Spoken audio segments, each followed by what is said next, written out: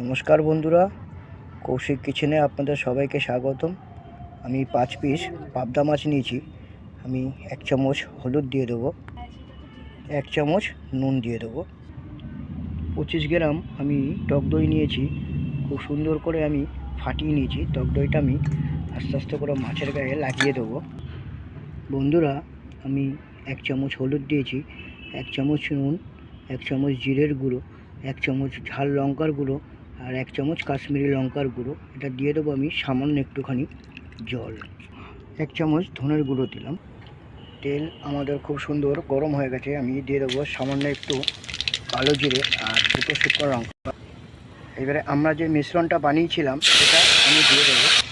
বন্ধুরা, যে মাছটা আমি দই দিয়ে একটা একটা করে দিয়ে দেবো। গ্যাসের যে আঁচটা ওটা একদম লো করে রাখবেন, কেন বেশি রাখবেন না, কারণ হচ্ছে আমরা মাছ কিন্তু ভাজিনি। আমরা এইভাবেই আজকে রান্নার রেসিপিটা আমরা আপনাদের সামনে তুলে ধরলাম। বন্ধুরা, আমি এক পাশ হয়ে গেছে, আর এক পাশ আমি উল্টে দেবো, কারণ আমাদের পাবদা মাছ খুবই নরম মাছ হয়। তো আস্তে আস্তে করে চেষ্টা করবেন যতটা খুন্তি কম লাগানো যায়, নাহলে পাবদা মাছ কিন্তু ভেঙে যাবে।